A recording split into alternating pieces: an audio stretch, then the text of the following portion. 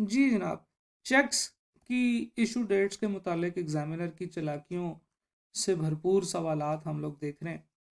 There is another question comfort travels का, और एक bank reconciliation statement pertains to the comfort travels for the month of February 2017 is given below। ये एक bank reconciliation statement है जनाब, जिसमें इसने balance as per bank statement से शुरू किया। उसमें आउटस्टैंडिंग चेक्स जो हैं वो माइनस कर दिए, डेफिनेटली अनप्रेजेंटेड चेक्स हैं ये माइनस होते होते हैं, और अनक्रेडिटेड चेक्स जो हैं वो ऐड कर दिए। एक debit advice from the bank charges received in March 2017, 2017 यानी कि अगले महीने में बैंक की तरफ से एक डेबिट एडवाइस आई हुई थी, वो हमने बैंक रिकन्सिलेशन स्टेटमेंट में डाल दी है। हालांकि ये बैंक रिकन्सिलेशन स्टेटमेंट की आइटम तो नहीं है, ये अगर हमें बाद में भी मिले, जब मर्जी मिले, हमने इसकी एंट्री जो है वो एडजस्टेड कैश बुक में करनी होती है।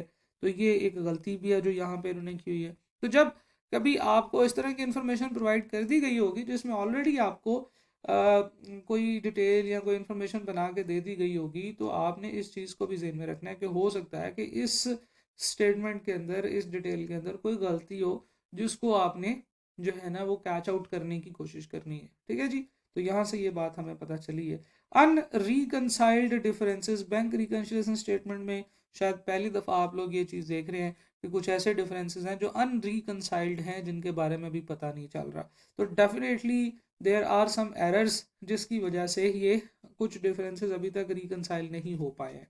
और balance as per bank book भी आपको दिया हुआ है, तो आपके अकाउंट्स में ये बैलेंस आ रहा है और बैंक स्टेटमेंट में ये बैलेंस आ रहा है, ये दोनों चीज़ें तो कंफर्म है, राइट। ये अब ये जो चार फिगर्स है, इन चार फिगर्स में कुछ गलतियां डेफिनेटली होंगी, जिसकी वजह से ये रिकन्सिलेशन जो है ना ये ठीक से नहीं बन रही। हम लोग आगे चलते हैं, रिक्वायरमेंट को अब देख लेते हैं, थोड़ा सा हमें सवाल समझ आने की आया है। तो relevant transactions to the bank book में आपने एंट्रीज पोस्ट करनी है और करेक्ट बैलेंस 28 फरवरी 2017 को निकालना है। और उसके बाद आपने एक रिवाइज्ड बैंक रिकन्सिलेशन स्टेटमेंट जो है ना for the month of February 2017 और करेक्टेड बैंक बुक का बैलेंस जो है ना वो बनाने की कोशिश करनी है कि ये जो अनरिकनसाइल्ड डिफरेंस है ये ख़त्म हो जाए, क्योंकि ऐसे तो नहीं होना चाहिए कि अनरिकनसाइल्ड डिफरेंस आपके अकाउंट्स में आ रहा हो। अच्छा जी, और कुछ बहुत ही थोड़ी सी इंफॉर्मेशन जो है ना उन्होंने आपको यहाँ पे प्रोवाइड की है रिगार्डिंग द डिफरेंसेस। अच्छा जी, उन्होंने कहा कि जी the scrutiny of bank book and bank statement revealed the following information जो है ये आपको पढ़ने से, देखने से पता चली है। नंबर 1, आउटस्टैंडिंग चेक्स इंक्लूड्स, ये जो आउटस्टैंडिंग चेक्स है आपके 869,200 के, मैं यहाँ पे लिख लेता हूँ 869,200 के, इन चेक्स के अंदर ये दो चेक्स इंक्लूडेड हैं। ठीक है जी। Number 1, a cheque of 37,250, the cheque was recorded in the bank book. Bank book में, बैंक बुक जिसको हम कैश बुक भी कहते हैं, यानी कि आवर रिकॉर्ड्स में इसको 32,750 रुपये पोस्ट किए। ये 37,250 रुपये का चेक था। ठीक है जी, आउटस्टैंडिंग चेक है। आउटस्टैंडिंग चेक्स कौन से चेक्स होते हैं? जो पेमेंट के लिए अभी वेट कर रहे हैं, बैंक के बाहर खड़े हैं आपके, और आपके से जो है ना वो पैसे लेने हैं, यानी कि ये आपने कुछ पेमेंट्स की हैं। तो एक पेमेंट आपने की, और वो जो पेमेंट है वो आपने करनी थी, आपने चेक इशू किया हुआ था 37,250 रुपये का, राइट। दो गलतियां हैं, ज़रा गौर से देखें। एक गलती तो ये है कि 37,250 रुपये का चेक था, आपने अपनी बैंक बुक में 32,750 रुपये लिख लिए। ठीक है जी, तो 37,250 में से 32,750 अगर हम लिखें तो 37,000 दिए, 32,000 लिख लिए, कोई 4,500 रुपये जो है ना वो आपने शॉर्ट रिकॉर्ड किए हैं, right. This is the error number 1, जो कि हमें इसे एक लाइन से पता चला है। दूसरा जो एरर इसमें आपको नजर आएगा वो ये है कि ये जो आउटस्टैंडिंग चेक की हम लोगों ने बात की है, इसकी जो अमाउंट है 869,200, इसके अंदर भी 37,250 रुपये वाला चेक जो था वो 32,750 रुपये का लिखा हुआ, right. This was the error. इस एरर के अगेंस्ट जो है ना वो हम लोगों ने ये 869,200 वाली फिगर को भी एडजस्ट करना है, क्योंकि ये इसमें भी इंक्लूडेड। तो जनाब, ये एक बात हमें पता चली कि ये एक एरर है जो हमने बैंक स्टेटमेंट में किया हुआ है। आगे चलते हैं, cheque amounting to rupees, sorry, ये एक एरर है जो हमने अपने रिकॉर्ड्स में किया हुआ है और ये एडजस्टेड कैश बुक में एडजस्ट करना पड़ेगा हमें एडजस्टेड कैश बुक का बैलेंस बनाने के लिए। अगली चीज उसने कहा कि इन्हीं 869,200 के अंदर एक और चेक है जो कि 9,650 रुपये का है। ये 8 जून 2016 से आउटस्टैंडिंग है और 8 जून 2016 जैसे ही हमें कोई डेट बता देंगे हम लोग अपनी करंट डेट, हमारी करंट डेट क्या है जी 28 फरवरी 2017, इससे देखेंगे कि वो कितना पीछे की बात है। ठीक है जी। तो 8 जून के बाद जुलाई, अगस्त, सितंबर, अक्टूबर, नवंबर, दिसंबर, जनवरी और फरवरी, तकरीबन 8 महीने, और फिर उसके बाद जून के 22 दिन, 8 महीने 22 दिन हो चुके हैं इस चेक को। Cheque outstanding for more than 6 month are not honoured by the bank. इसका मतलब ये है कि ये क्या हो चुका है, ये टाइम बार्ड चेक हो चुका है। अब टाइम बार्ड चेक जो है वो हमारे इस बैलेंस के अंदर तो नहीं आना चाहिए, वो अब आउटस्टैंडिंग चेक तो नहीं है। एक तो ये बात है, और दूसरी हमने ये भी देखी है कि जो टाइम बार्ड चेक्स होते हैं उनको फिर हम रिवर्स भी कर देते हैं। हमने जो पेमेंट की हुई थी अपने क्रेडिटर्स को उसको रिवर्स भी करना पड़ेगा।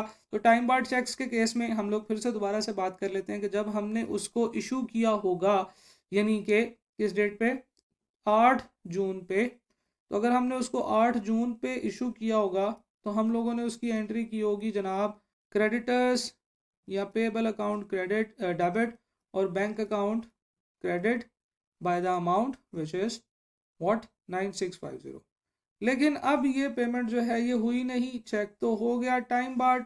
तो अब हम इसकी एंट्री को रिवर्स करेंगे कि बैंक अकाउंट को करेंगे डेबिट और क्रेडिटर्स को कर देंगे क्रेडिट 9650 से 9650 से। तो जनाब ये वाली एंट्री अब हमें पोस्ट करनी पड़ेगी और ये जो गलती है ये एडजस्टेड कैश बुक में एडजस्ट होगी। दूसरी चीज़ ये है कि जो अनक्रेडिटेड ये जो अनप्रेजेंटेड चेक्स हैं इस अमाउंट में से भी ये माइनस होंगे। क्यों? क्योंकि इसमें ये एडिड है और हालांकि ये आपके आउटस्टैंडिंग चेक्स नहीं होने चाहिए। आगे चलते हैं जी, statement number 2, cheques under clearance. Under clearance का मतलब ये है कि ऐसे चेक्स हैं जो अनक्रेडिटेड चेक्स हैं और अनक्रेडिटेड चेक्स के बारे में अब आगे बात करने लगा है। कितनी अमाउंट है जी, ये वाले हैं चेक अंडर क्लियरेंस 456 350 के। तो जनाब 456 350 के जो चेक्स हैं इसकी बात होने लगी है। इसमें एक पोस्ट डेटेड चेक है 35,000 रुपये का जो कस्टमर से रिसीव तो हो गया 27 फरवरी को, but the cheque was deposited and back on 28 February. हमने 28 फरवरी को बैंक में जमा भी करा दिया है। The date of cheque was 1 March 2017। तो ये बात हम पहले कर चुके हैं कि चेक उसकी एंट्री और उसका सारा कुछ उस डेट पे होना चाहिए जिस डेट पे वो उसकी चेक की अपनी डेट है। तो ये चेक की डेट है 1 मार्च 2017। आइडियली ये आपके बैंक में आपकी जो आपने जो अपने अकाउंट्स में अपने रिकॉर्ड्स में इसकी एंट्री करनी है 1 मार्च 2017 को ही करनी है। आपने उससे पहले कर दी हुई है, तो ये एक गलती है जो आपको नहीं करनी चाहिए थी। ठीक है जी। आपने ये जो कैश बुक का बैलेंस बनाया हुआ है ये वाला, इसके अंदर ये एंट्री कर चुके हैं, तो इसको तो आपको रिवर्स करना पड़ेगा, नंबर 1। नंबर 2 ये है कि ये आपके अनक्रेडिटेड चेक्स के अंदर भी अभी शामिल नहीं हो सकता। तो ये जो टाइम बार्ड चेक्स हैं या ये जो पोस्ट डेटेड चेक्स हैं इनमें आपने ये देख लेना है कि क्या इसका दोनों जगहों पे तो नहीं ये इफेक्ट कर रही। ये ना हो कि आपके पास यहाँ पे ऊपर नॉर्मली इंफॉर्मेशन इसी तरह से दी होती है, एक्चुअली ये आती तो एक ही जगह पे है डेफिनेटली, लेकिन जब आपको इस तरह से इंफॉर्मेशन प्रोवाइड कर दी गई हो तो फिर आपने ये देख लेना है कि ये वाली फिगर को भी एडजस्ट करना पड़ेगा। तो आपके जो अनक्रेडिटेड चेक्स हैं वो एक्चुअली 456 350 के नहीं हैं, बल्कि उसमें से ये 35,000 माइनस करेंगे तो आपके पास अनक्रेडिटेड चेक्स जो है ना वो आएंगे। अच्छा जी, हम लोग आगे चलते हैं। Bank charges includes an amount of 2500 which was subsequently reversed bye the bank.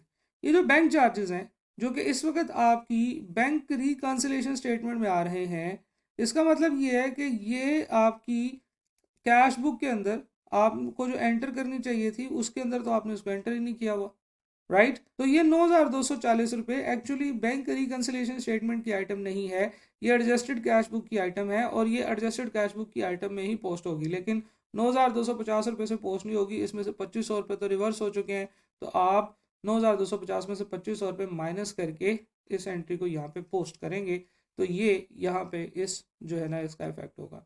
आगे चलते हैं। A page total of payments side of bank book amounting to rupees 4589 was carried forward to the next page to the 4598। अब देखिए ये जो है this is called error. एक error आप लोगों ने किया अपनी पर्सनल बुक्स के अंदर, वो ये था कि आपकी डेफिनेटली जब आपके पास डेली बेसिस के ऊपर मतलब काफ़ी सारी ट्रांजैक्शंस हो रही हैं, सैकड़ों ट्रांजैक्शंस हो रही हैं, तो कैश बुक जो होती है, जो आपकी बैंक बुक भी जिसे आप कहते हैं, बैंक बुक आपकी बहुत बड़ी बन रही होगी।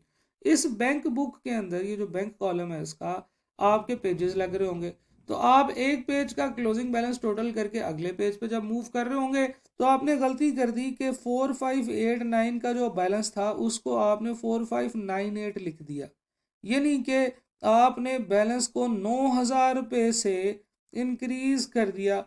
इसका मतलब ये है कि ये जो आपका balance as per bank book है ये 9,000 रुपये से बढ़ गया है। तो देखें वही 9,000 रुपये का डिफरेंस यहाँ पे आपको नज़र भी आ गया कि ये जो 9,000 रुपये का डिफरेंस है this is not unreconciled difference, बल्कि ये वही डिफरेंस है जो यहाँ पे आपने 9,000 रुपये से उसको एक्स्ट्रा जो है ना वो आगे ले गए। तो जनाब ये तमाम डिफरेंसेस थे। हम लोग जो है ना वो एक एक करके अब इसको सॉल्व करते हैं। एडजस्टेड कैश बुक बनाते हैं जी, बैंक कॉलम जिसका सिर्फ हम लोग बनाएंगे, और नीचे हम लोगों ने बैंक रिकन्सिलिएशन स्टेटमेंट बनानी है।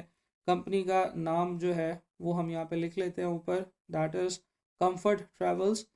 और यहाँ पे जो इसकी जो स्टेटमेंट है वो हम लोग बना रहे हैं 28 Feb एज एट 28 Feb 2017 2017 हम लोग बात कर रहे हैं। यहाँ पे सबसे पहले हम लोग लिखते होते हैं balance as per bank statement. तो जनाब ये हमारा फॉर्मेट है जो हम लोगों ने बना लिया है। सबसे पहली जो इन्फॉर्मेशन है वो ये है कि यहाँ पे आपको बैंक स्टेटमेंट का बैलेंस जो है ना वो दिया हुआ है 3258,000। तो वो हम यहाँ पे पंच इन करते हैं 3258,000। दूसरी चीज़ जो उन्होंने दी है वो ये दी है कि आपका ये जो as per bank book balance है दैट इज़ 2845,390। तो क्योंकि ये डेबिट बैलेंस है तो हम इसको यहाँ पे लिखते हैं ओपनिंग बैलेंस, या ओपनिंग नहीं लिखते, हम इसको कहते हैं अनएडजस्टेड बैलेंस। और आपका जो अनएडजस्टेड बैलेंस है दैट इज़ 2845,390 2845,390। ओके, अच्छा जी आगे चलते हैं जी। पहली बात जो उन्होंने बताई थी कि ये जो आउटस्टैंडिंग चेक्स हैं जो कि आपकी रिकन्सिलिएशन स्टेटमेंट की जो है ना वो अमाउंट है 869,200, इसमें एक चेक है जो कि 37,250 रुपये का है, और आपने इसको रिकॉर्ड कर दिया हुआ है बैंक बुक के अंदर। ये बैंक बुक की गलती है, और कितना कर दिया हुआ है 32,750 रुपये से आपने इसको रिकॉर्ड कर दिया हुआ है। तो 37,750 और 32,750 का जो डिफरेंस है दैट शुड बी एंटर्ड। तो जनाब इसके मतलब हमारी ये बात हुई कि ये जो चेक है ये आपने यहाँ पे गलती से इस अमाउंट के अंदर जो ऐड किया हुआ है वो 32,750 से ऐड किया हुआ है। दूसरी चीज़ ये भी है कि ये हमने अपनी बुक्स में भी इसको शॉर्ट एंटर किया हुआ है। तो ये जो दो गलतियाँ हैं इनको ठीक करना होगा। एक तो ये है कि ये 869200 जो है इसको ठीक करके हमें इसमें ये 4500 का जो मज़ीद जो हम लोगों ने इसको शॉर्ट रिसीव किया हुआ था, शॉर्ट पेमेंट की हुई थी, तो वो हमें इसमें ऐड करना पड़ेगा, राइट। और दूसरी चीज़ ये होगी कि ये जो हमारा अनएडजस्टेड कैश बुक है जिसमें हम लोगों ने क्या किया हुआ था, एक पेमेंट की हुई थी जो 4500 रुपये से कम की हुई थी, तो हम लोग यहाँ पे इसकी एंट्री करेंगे। फिर उसी तरीके से क्रेडिटर अकाउंट डेबिट और bank account credit, short payment जो हम लोगों ने की थी वो अब हम यहाँ पे पोस्ट कर देंगे शॉर्ट पेमेंट, और वो कितनी थी जनाब 4500 की। तो जनाब ये चीज़ बस समझना ज़रूरी है कि ये जो फिगर है ये भी एक फॉल्टी फिगर है। क्यों? क्योंकि ये इन्हीं चेक्स की अमाउंट से निकली हुई है, और ये वाली जो अमाउंट है इसके हिसाब से ये जो 4500 रुपये हैं ये यहाँ पे भी माइनस होने चाहिए, क्योंकि एक्चुअली आपके ये टोटल अनक्रेडिटेड चेक्स 869200 के नहीं है, बल्कि 4500 रुपये इसमें मजीद है, क्योंकि एक चेक इसमें जो हमने 32,750 रुपये के ऊपर लिखा हुआ है वो एक्चुअली 37,250 रुपये था, राइट। अच्छा, दूसरी चीज़ ये थी कि cheque amounting to ₹9650 outstanding, since ये टाइम बार्ड चेक है तो टाइम बार्ड चेक की भी एडजस्टेड कैश बुक में हम लोग एंट्री करेंगे। हम लोगों ने एंट्री इसकी डिस्कस कर ली थी कि जो टाइम बार्ड चेक होता है उसको रिवर्स करने के लिए हमें बैंक को डेबिट करना पड़ेगा 9650 से। तो हम लोग यहाँ पे क्रेडिटर्स को डेबिट करेंगे, हम लिखेंगे टाइम बार्ड चेक 4500 यहाँ पे पोस्ट कर देंगे, सॉरी नॉट 4500, 9650। ओके, और इस अमाउंट के अंदर भी वो चेक शामिल है, तो हमें यहाँ से भी माइनस करना पड़ेगा क्योंकि अब वो हमारा मज़ीद पेबल नहीं है। तो इस तरीके से हमारे जो आउटस्टैंडिंग चेक्स बनते हैं डेट आर 864050। तो जनाब अब हमारे पास ये जो टोटल बैलेंस बन गया है, ये बन गया है 864050। तो ये वो एक्चुअली अमाउंट है जो हमारे पास आउटस्टैंडिंग चेक्स हैं, अनप्रेजेंटेड चेक्स हैं। तो ये हम बैंक रिकन्सिलेशन स्टेटमेंट में, आपको पता है कि जो अनप्रेजेंटेड चेक्स हैं वो लेस करते होते हैं, तो हम लोग यहाँ पे जाएंगे ऐड और लेस करने की तरफ जाएंगे, तो लेस में हम लोग लिखेंगे अनप्रेजेंटेड चेक्स। लेकिन एक चीज़ प्रेजेंटेशन के पॉइंट ऑफ व्यू से देख लीजिए कि जब आप इस तरह से कुछ प्लस माइनस कर रहे होते हैं तो कोशिश किया करें कि यहाँ तो वो वर्किंग यहीं पे ब्रैकेट में दिखा दी जाए, या आगे नीचे कहीं पे उसकी वर्किंग करके एग्जामिनर को बता दिया जाए कि ये जो फिगर है जो मैं यहाँ पे लिख रहा हूँ ये ऐसे बनी है। तो हम लोग ऐसे करते हैं कि यहीं पे लिख लेते हैं कि 869200 माइनस 9650 और प्लस 4500। तो ये जो आपके पास अमाउंट बनती है दिस इज एक्चुअली 864050, राइट। तो ये एंट्री हम लोगों ने यहाँ पे पोस्ट कर दी, एंट्री नंबर 1। 2 की तरफ चलते हैं जी। Cheque under clearance, uncredited cheques 45,456,350 के थे, जिसमें से 3500 हम लोगों ने कहा, 35,000 रुपया जो था हमने कहा था वो माइनस हो जाना चाहिए क्योंकि ये पोस्ट डेटेड चेक है। और दूसरी चीज़ ये भी है कि ये हम लोगों ने जो है ना वो अपने पास एंट्री भी कर ली हुई है, तो हमें अपनी पास जो एंट्री की हुई है उसमें से भी इसको माइनस करना पड़ेगा। तो एक एक करके करते हैं जी। हम लोगों ने अपने पास रिसीट्स में इसको एंटर कर लिया हुआ कि 35,000 हमें रिसीव हो चुका है, हालांकि 35,000 जो है वो हमें रिसीव नहीं हुआ, तो हमने उसको अब रिवर्स करना पड़ेगा। तो हम कहते हैं कि जी जो अकाउंट्स रिसीवेबल हैं, या जो जिसे हम लोग कहते हैं डेटर्स हैं, तो डेटर्स पोस्ट डेटेड जो चेक्स हैं डेटर्स के, वो हमें यहाँ से भी माइनस करने पड़ेंगे क्योंकि वो हमने ऐड कर लिया। मैं क्यों ऐड कर लिया, मैं हमने गलती की है। हमें कैसे पता चला, ये उसने यहाँ पे बताया कि जो है ना वो पोस्ट डेटेड चेक कस्टमर से रिसीव किया था, बैंक में हमने पोस्ट कर दिया था, हालांकि ये चेक जो है ये पुरानी डेट का है। तो डेटर्स का पोस्ट डेटेड चेक हम लोगों ने यहाँ से माइनस कर दिया। दूसरा, ये जो फिगर है 456350, इसमें से भी ये चीज़ जो है ना ये माइनस होनी चाहिए। तो आपके पास जो अनक्रेडिटेड चेक्स जो होंगे, जो हम लोग यहाँ पे ऐड करते हैं अनक्रेडिटेड चेक्स, वो फिर कितने बनेंगे, वो बनेंगे कि जनाब 456350 माइनस 35,000, आपके पास ये अमाउंट आ जाएगी 421,350, राइट। तो इस तरीके से आपने ये एंट्री पोस्ट कर दी। आगे चलते हैं जी। उसने बताया कि ये जो नंबर 3 में द बैंक चार्जेस, ये नंबर 3 बैंक चार्जेस के बारे में जो है ना वो गाइडलाइन अब आपको मिल रही है। ये जो बैंक चार्जेस हैं 9,240 के, जो कि आपने, पहली बात तो ये है कि इसको बैंक रिकन्सिलिएशन स्टेटमेंट में डाला हुआ है, नहीं डालना चाहिए था। ये आपकी कैश बुक की एंट्री है, तो आप इसको कैश बुक में जाएंगे। The bank charges includes an amount of ₹2500 which was subsequently reversed bye the bank. अब बैंक ने 2500 के बैंक चार्जेस आपको रिवर्स कर दिए हैं, तो अब आपने बैंक स्टेटमेंट में फिर कितनी अमाउंट चार्ज करनी है, आपने अपनी बैंक बुक में कितनी अमाउंट चार्ज करनी है, 9240 माइनस 250। तो आप लोग जो बैंक चार्जेस आप पोस्ट करने जा रहे हैं, बैंक चार्जेस, वो कितने हैं जनाब, वो होने चाहिए आपके 9240 माइनस 2500, यानी कि 6740। तो ये वो बैंक चार्जेस हैं जो आपने पोस्ट कर।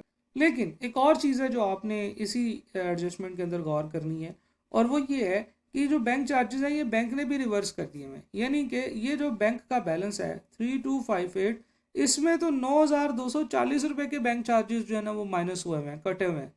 तो अब तो नहीं होने चाहिए थे, तो 2,500 के बैंक चार्जेस हमें इसमें वापस करने पड़ेंगे। हम लोग ऐड करेंगे bank charges reverse by bank. क्यों, क्योंकि बैंक ने पहले जो है वो 9,650 चार्ज कर दिए हुए थे, हालांकि 2,500 उसने रिवर्स किए हैं। तो बैंक चार्जेस रिवर्स्ड जो हैं वो अब हमें वापस ऐड बैक करने पड़ेंगे 2,500 के बैंक रिकन्सिलेशन स्टेटमेंट में, यानी कि बैंक को भी ऐड तो करने पड़ेंगे ना, क्योंकि उसने अब रिवर्स कर दिए। उसने कहा कि जी ये सब्सिक्वेंटली बैंक ने रिवर्स किए हुए हैं।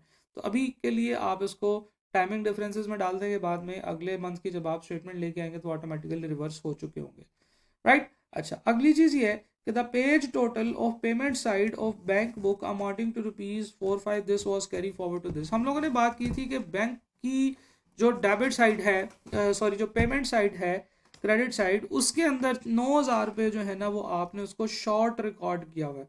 यानी कि आपने जब बैंक का क्लोजिंग बैलेंस निकाला तो आपने एंट्री करते वक्त क्लोजिंग बैलेंस गलत निकाल लिया। लेकिन यहाँ पे आप एक चीज़ को सिर्फ समझ लें कि आपने एक पेमेंट्स कर रहे थे आप, और पेमेंट्स आपने ज़्यादा 9,000 ज़्यादा रिकॉर्ड कर ली, यानी कि आपने अपनी एडजस्टेड कैश बुक को 9,000 से ज़्यादा क्रेडिट कर दिया।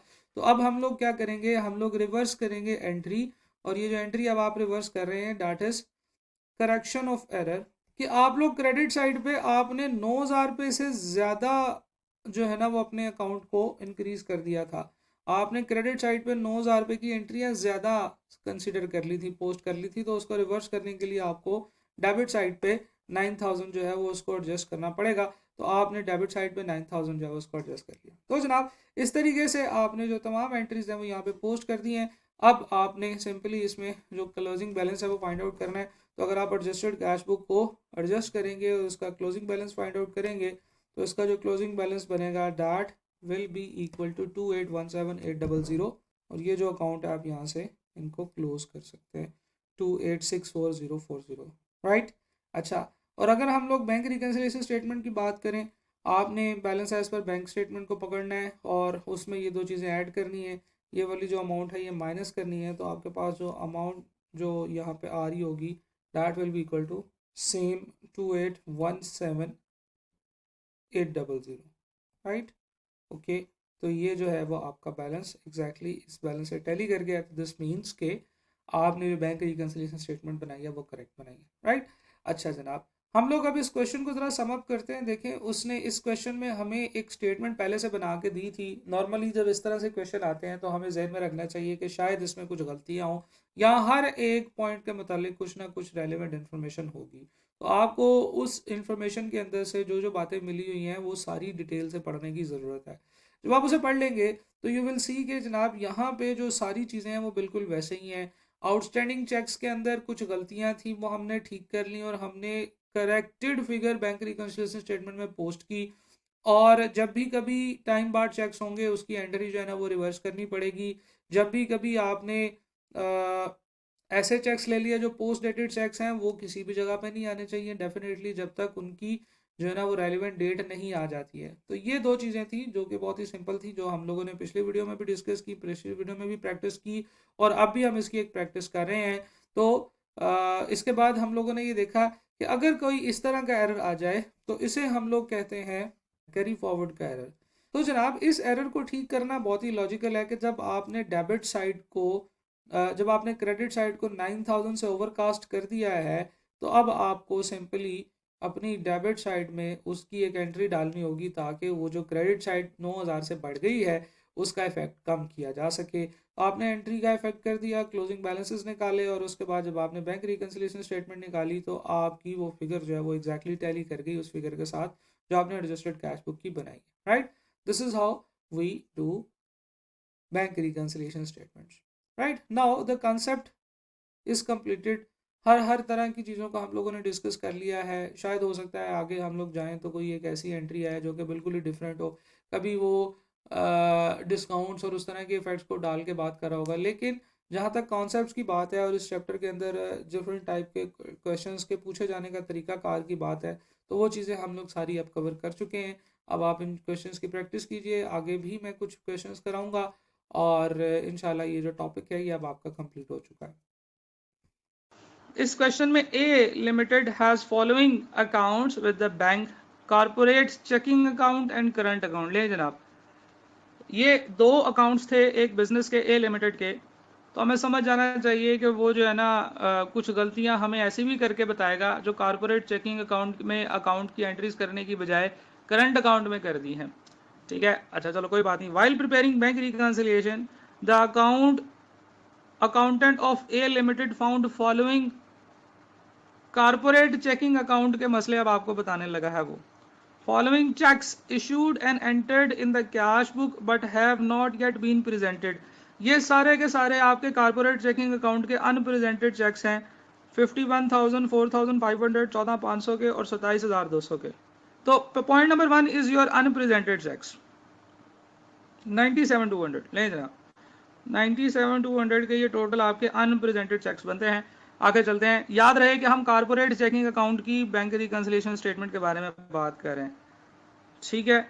अगले पॉइंट्स पढ़ने से पहले हम लोग इसके जो है ना वो रिक्वायरमेंट्स की तरफ चलते हैं। करंट अकाउंट की भी कुछ इंफॉर्मेशन दी हुई है। You are required to prepare adjusted cash book for both of the accounts showing all adjustment for the year ended September 30th 2004 and bank reconciliation statement for both accounts। ले जनाब, एक नहीं दो अकाउंट्स के लिए आपको काम करना पड़ेगा। तो हम लोग जो इसका सोल्यूशन बनाएंगे वो कुछ इस तरीके से बनाएंगे। सोल्यूशन के अंदर सबसे पहले हम लोग लिखेंगे कारपोरेट चेकिंग अकाउंट और इसमें सबसे पहले एडजस्टेड कैश बुक बनेगी और इसके अलावा बैंक रिकंसिलिएशन स्टेटमेंट बनेगी। ओके, ये रही हमारी कारपोरेट चेकिंग अकाउंट की वर्किंग। देन हम लोग इसके बाद क्या करेंगे, दूसरा जनाब हमारा करंट अकाउंट, इसके लिए हम बनाएंगे adjusted cash book and then bank reconciliation statement. पूरा लिखना है, कोशिश करें जहां पे आपके पास जगह है आप पूरा लिखा करें। बैंक रिकंसिलिएशन स्टेटमेंट का वर्ड जैसे कि मैंने लिखा है पूरा लिखना। वन बाय वन अब हमारे पास बैलेंसेस वगैरह यहाँ से आएंगे इन्फॉर्मेशन से और हम लोग इस इन्फॉर्मेशन को पोस्ट करते चले जाएंगे। First of all the very first information is unpresented cheques. Normally examiner जो है उसकी आदत होती है कि अगर उसने अनप्रेजेंटेड चेक्स के मुतालिक कुछ एडिशनल बात आपको बतानी है, यानी कि इनमें से कोई चीज़ें जो है ना वो प्लस माइनस करनी है, तो वो आपको इसी पॉइंट के अंदर ही दे देता है। फैला के, स्कैटर करके, छुपा के अलग अलग जगहों पे वो आपको इन्फॉर्मेशन प्रेजेंट नहीं करता, ठीक है जी। तो हमें ये तो पता चल गया कि कारपोरेट चेकिंग अकाउंट के अनप्रेजेंटेड चेक्स ये हैं। अभी बाकी क्वेश्चन को डिस्कस करते हैं, फिर आगे चलते हैं। Cheques from customer aggregating rupees 125,940 entered in the cash book. 1,25,940 रुपए के चेक्स आए, आपने कैश बुक में एंटर भी कर लिए ऑन सितंबर 30, 2004 पे, ठीक है जी। यानी कि हम लोग बैंक रिकंसिलिएशन स्टेटमेंट बना रहे हैं किस टाइम की, ये हमें देखना होगा 30 सितंबर 2004 की, ठीक है जी। 30 September 2004 is our bank reconciliation statement date. तो हम इस डेट को अपनी कट ऑफ डेट मानेंगे।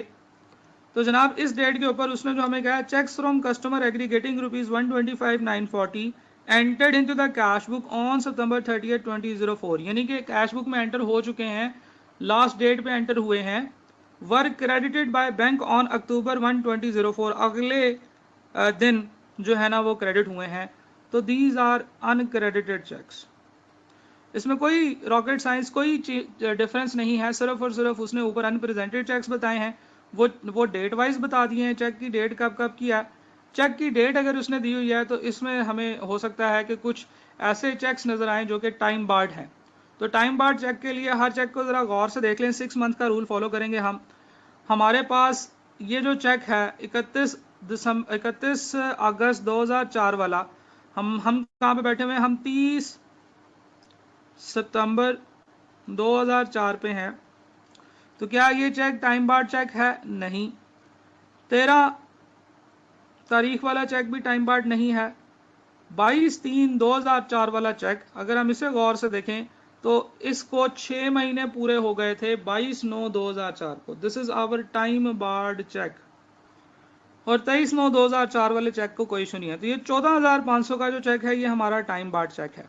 तो हमें अनप्रेजेंटेड चेक्स में से एक चेक ऐसा नजर आया है which is our time barred cheque. इसका मतलब ये है कि हमें एक चेक की एंट्री रिवर्स करनी पड़ेगी। उसके अलावा जो हमारे पास ये जो रिमेनिंग चेक्स हैं 51,000 का, 4,500 का और 27,200 का, ये चेक्स वो हैं जो हमारे एक्चुअली अनप्रेजेंटेड चेक्स हैं। ठीक हो गया जी। और हम लोग इस तरह की एडजस्टमेंट कर चुके हैं जब उसने हमें बताया था कि एक टाइम बार्ड चेक है जो डोनेशन वाला चेक है, जिसका आज भी जिक्र हुआ एक क्वेश्चन के अंदर, लैम्डा एस्टैब्लिशमेंट के क्वेश्चन में। इसी तरीके से ये चेक भी टाइम बार्ड हो चुका है। Okay, this cheque was time barred. Bank charges of ₹600 for processing 12 payments aggregated rupees 278,545 through electronic system on September 30th 2004 appears on the bank statement but have not been recorded in the cash book। लें जनाब, bank charges जो हैं ये आपने इसकी entry record करनी है। क्यों? क्योंकि ये बैंक स्टेटमेंट में आ रहे हैं, बैंक ने इसकी एंट्री की थी, बैंक ने इसको रिकॉर्ड कर लिया था, लेकिन आपने अपनी बैंक स्टेटमेंट, आपने अपनी जो कैश बुक है उसमें एंटर नहीं किए हुए। A check for rupees 7,960 from a customer was dishonored in September 2004 and A Limited decided to write off the amount as the customer was untraceable। ठीक है जी, 7,960 रुपए का एक चेक था जो कि कस्टमर से मिला था और ये डिसऑनर हो गया था। इट हैज बीन डिसऑनर्ड इन सितंबर 2004। ठीक है, and A Limited decided to write off the amount as the customer was untraceable। ठीक है जी, तो ये एक राइट ऑफ की एंट्री हो जाएगी। अब सवाल ये है कि क्या ये हमारा अनप्रेजेंटेड चेक है या अनक्रेडिटेड चेक है? ये हमारा अनक्रेडिटेड चेक था, लेकिन क्योंकि हमें पता चल चुका है कि ये बैड डिसऑनर हो चुका है, इसलिए हमारी ये जो अनक्रेडिटेड वाली चेक्स की जो पॉइंट नंबर 2 की अमाउंट है ना, इसके अंदर ये शामिल नहीं है। ठीक है जी, दिस इज माय इंट्यूशन। ये मुझे इस क्वेश्चन की इंफॉर्मेशन से पता चलता है कि जनाब ये जो अनप्रेजेंटेड चेक है, सॉरी अनक्रेडिटेड चेक्स जो है 7,960 रुपए का, ये अब हमारे इन 1,25,940 रुपए वाले चेक्स में शामिल नहीं है, क्योंकि cheques from customer aggregating rupees 125,940 entered into the cash book on September 30, 2004 were credited by bank on October 1, 2004। ये 1,25,940 जो है ना, इसके ऊपर कोई इफेक्ट नहीं होगा। ये हमारा अनक्रेडिटेड चेक था, लेकिन ड्यूरिंग द मंथ ही हमें पता चल गया कि जनाब ये तो चेक जो है ये हमें रिवर्स करना पड़ेगा, तो this is a bad debt. ठीक है जनाब, इसकी बैड डेट की एंट्री करनी है। दूसरा ये कि ये जो इससे हमने पेमेंट रिसीव की हुई है वो हमें रिवर्स करनी होगी। देखे ना, बैड डेट की एंट्री, तो इसकी बैड डेट की एंट्री क्या होगी? उन्होंने कहा कि जिसको राइट ऑफ करना है तो बैड डेट की एंट्री होगी bad debt debit, bad debt expense account debit और डेटर्स क्रेडिट। चलें, ये तो हम कर लेंगे, लेकिन हमें इसको जो हमने चेक इससे जो रिसीव किया था, जब हमने इससे चेक रिसीव किया था तो हमने एंट्री की होगी bank account debit and debtors account credit. ये जो एंट्री थी ये भी हमें रिवर्स करनी पड़ेगी। डिसऑनर्ड चेक के अंदर हम लोगों ने बात की हुई है कि जब चेक डिसऑनर होता है तो फिर हमें उसकी एंट्री रिवर्स करनी होती है, तो हमें ये वाली एंट्री रिवर्स करनी होगी, यानी कि हमें एंट्री करनी होगी debtors account debit and bank account credit. ठीक है जी, तो ये हमारा डेटर है जिससे कि हमने पैसे रिसीव किए थे। जब हमने चेक रिसीव किया था उस वक्त हमने एंट्री की bank account debit debtors account credit, लेकिन ये हम इससे रिकवर ही नहीं कर पाए।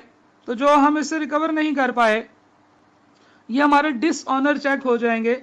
उसके लिए हमें डेटर्स डेबिट बैंक क्रेडिट करना पड़ेगा और उसके बाद हम इसे बैड डेट कर देंगे। खैर, उसने हमें एंट्रीज करने के लिए नहीं कहा, इसलिए हम एंट्रीज तो परफॉर्म नहीं करेंगे। बहरहाल ये जो चीज़ है ये हम अपने जहन में रख लेते हैं कि इसको ऐसे सॉल्व करना है।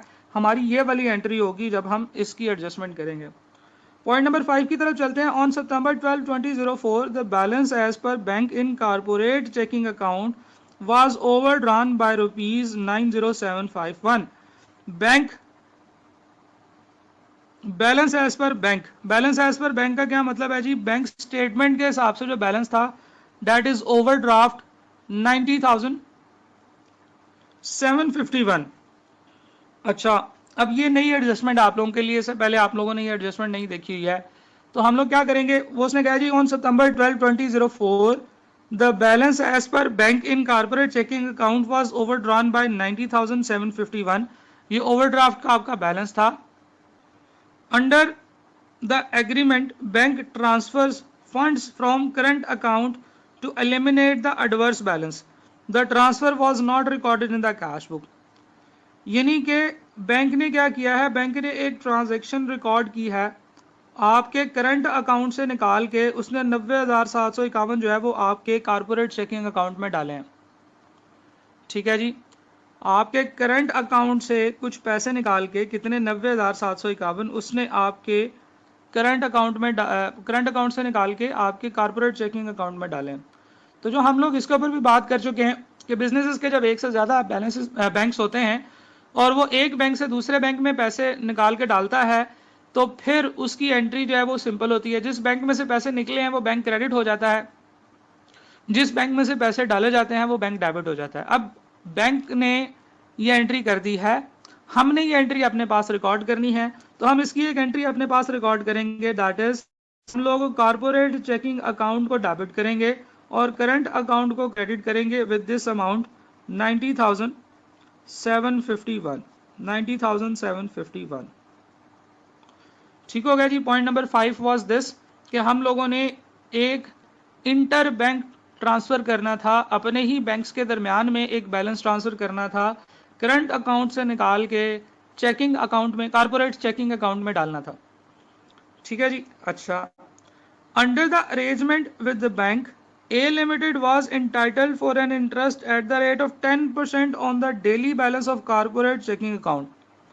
The interest for the third quarter 2004 amounting to rupees 27,241 was credited by the bank on September 30th 2004, but it was not recorded in the cash book. लें जनाब, ये है हमारी डायरेक्ट क्रेडिट्स जो कि बैंक ने आपको इनकम दी है, ये आपकी इंटरेस्ट इनकम कहलाएगी 27,241 जो कि आपने इस बैंक अकाउंट में डालनी है। Cash book as at September 30 2004 showed a debit balance of rupees 16,581। ठीक हो गया जी। इसके बाद करंट अकाउंट की इंफॉर्मेशन आ जाती है।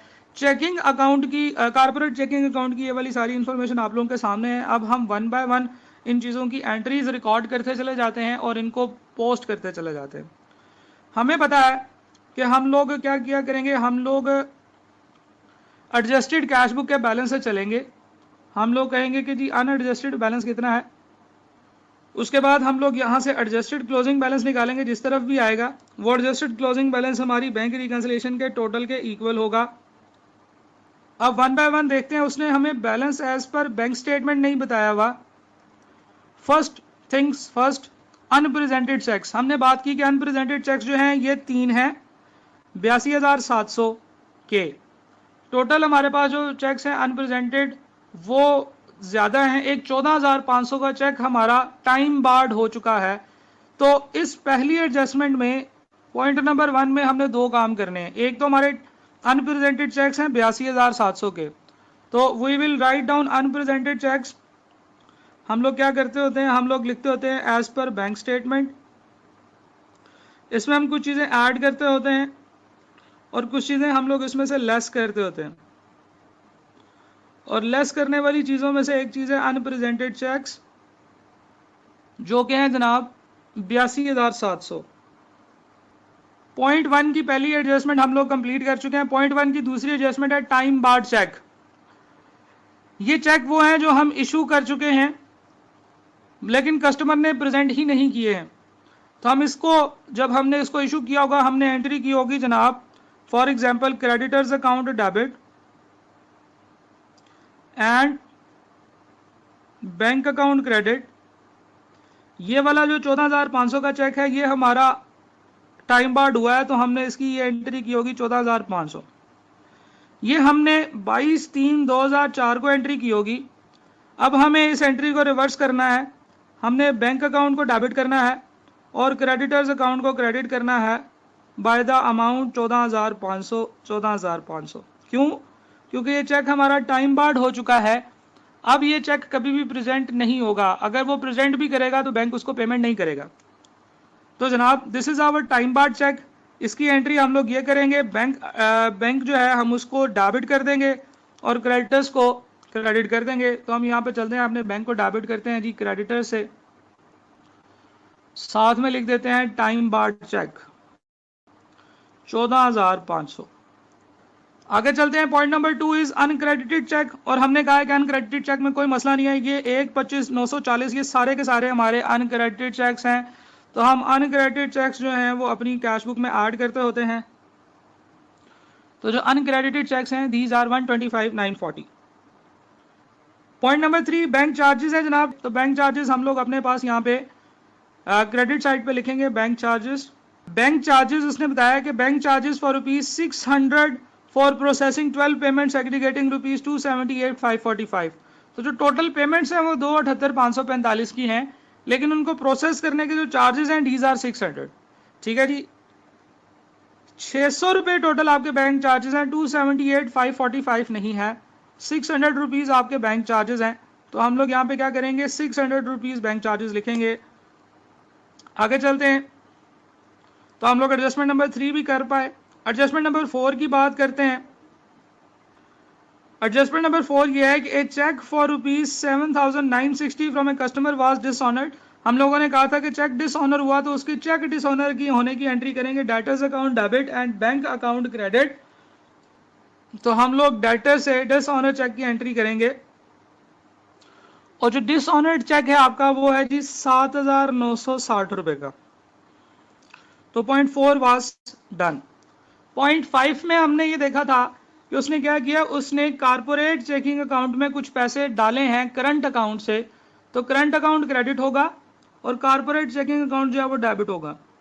अब एक चीज जरा गौर से देख लीजिए कि हम लोग करंट अकाउंट की बैंक स्टेटमेंट और bank reconciliation statement adjusted cash book भी बना रहे होंगे, तो उसमें भी ये वाली चीज की एडजस्टमेंट करनी है।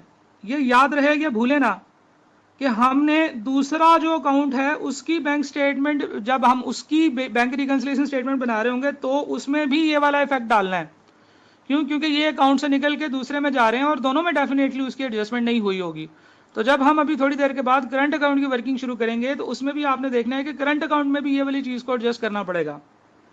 तो जनाब कारपोरेट चेकिंग अकाउंट को डेबिट करना है, करंट अकाउंट को क्रेडिट करना है, तो कारपोरेट चेकिंग अकाउंट को हम लोग डेबिट कर रहे हैं करंट अकाउंट से।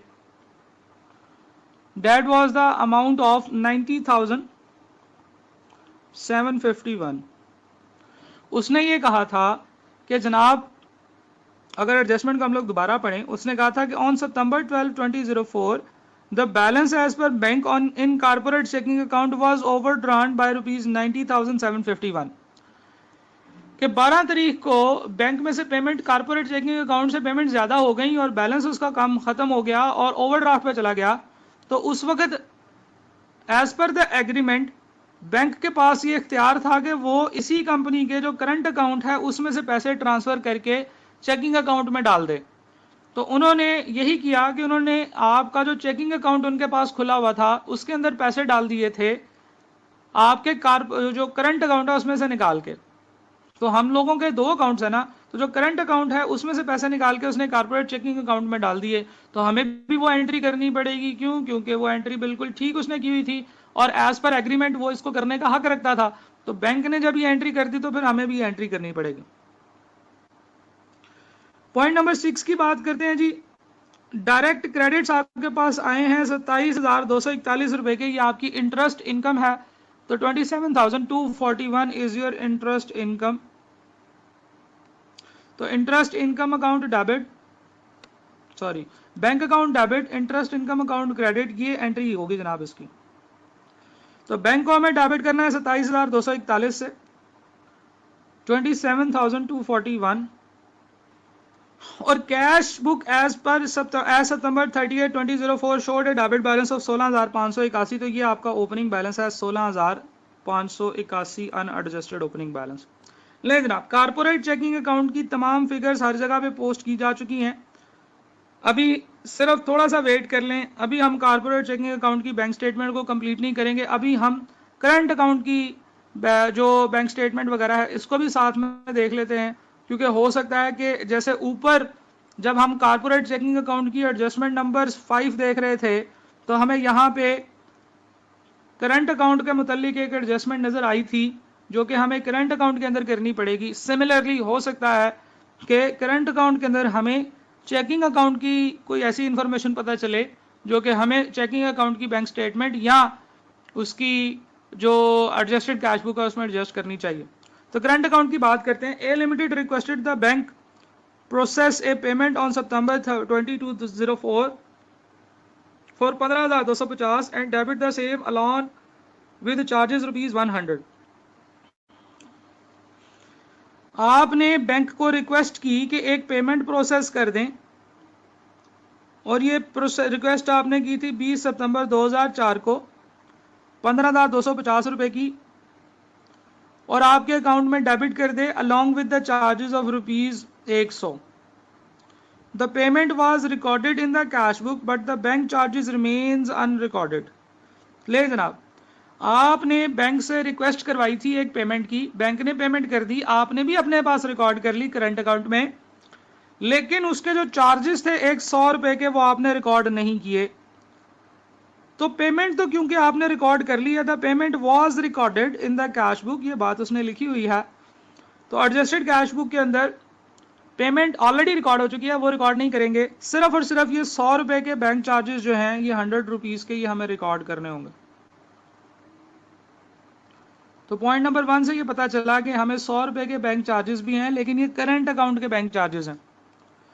अंडर द एग्रीमेंट, पॉइंट 2 पढ़ते हैं जी। Under the agreement with a limited, bank charge interest at the rate of 14% on daily overdrawn balance by using 360 days basis. The interest for ₹8,725 for the third quarter 2004 charged by the bank।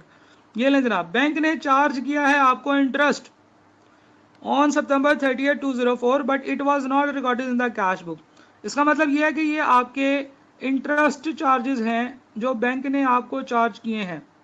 देखें, bank ने बड़ी detail से बताया कि ये आपके interest charges हैं, ये मैं आपको इंटरेस्ट चार्ज कर रहा हूं, दिस इज योर एक्सपेंस।